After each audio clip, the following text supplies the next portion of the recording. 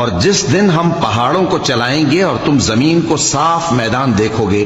اور ان لوگوں کو ہم جمع کر لیں گے تو ان میں سے کسی کو بھی نہیں چھوڑیں گے، اور سب تمہارے پروردگار کے سامنے صف باندھ کر لائے جائیں گے،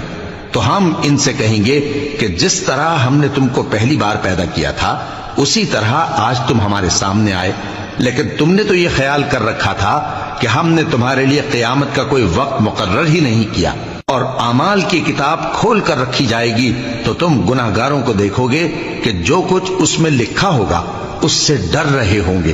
اور کہیں گے ہائے شامت، یہ کیسی کتاب ہے کہ نہ چھوٹی بات کو چھوڑتی ہے نہ بڑی کو، کوئی بات بھی نہیں مگر اسے لکھ رکھا ہے،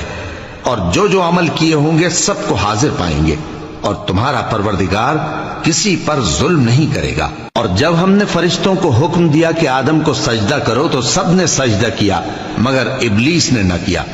وہ جنات میں سے تھا تو اپنے پروردگار کے حکم سے باہر ہو گیا۔ کیا تم اس کو اور اس کی اولاد کو میرے سوا دوست بناتے ہو، حالانکہ وہ تمہارے دشمن ہیں، اور شیطان کی دوستی ظالموں کے لیے اللہ کی دوستی کا برا بدل ہے۔ میں نے ان کو نہ تو آسمانوں اور زمین کے پیدا کرنے کے وقت بلایا تھا اور نہ خود ان کے پیدا کرنے کے وقت،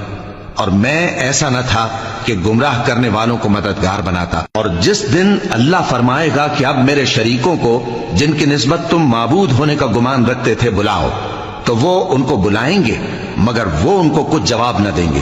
اور ہم ان کے درمیان ہلاکت کی ایک جگہ بنا دیں گے، اور گناہگار لوگ دوزخ کو دیکھیں گے تو یقین کر لیں گے کہ وہ اس میں پڑنے والے ہیں، اور اس سے بچنے کا کوئی راستہ نہ پائیں گے۔ اور ہم نے اس قرآن میں لوگوں کے سمجھانے کے لیے طرح طرح کی مثالیں بیان فرمائی ہیں، لیکن انسان سب چیزوں سے بڑھ کر جھگڑالو ہے، اور لوگوں کے پاس جب ہدایت آ گئی تو ان کو کس چیز نے منع کیا کہ ایمان لائیں اور اپنے پروردگار سے بخشش مانگیں، بجز اس کے کہ اس بات کے منتظر ہوں کہ انہیں بھی پہلوں کا سا معاملہ پیش آئے یا ان پر عذاب سامنے سے آ جائے۔ اور ہم جو پیغمبروں کو بھیجا کرتے ہیں تو صرف اس لیے کہ لوگوں کو اللہ کی نعمتوں کی خوشخبریاں سنائیں اور عذاب سے ڈرائیں، اور جو کافر ہیں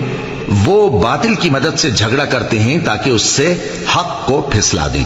اور انہوں نے ہماری آیتوں کو اور جس چیز سے ان کو ڈرایا جاتا ہے اسے ہنسی بنا لیا ہے۔ اور اس سے بڑھ کر ظالم کون، جس کو اس کے پروردگار کی آیات کے ذریعے سمجھایا گیا تو اس نے ان سے منہ پھیر لیا، اور جو اعمال وہ آگے کر چکا اس کو بھول گیا۔ ہم نے ان کے دلوں پر پردے ڈال دیے کہ اسے سمجھ نہ سکیں، اور کانوں میں ثقل پیدا کر دیا ہے کہ سن نہ سکیں،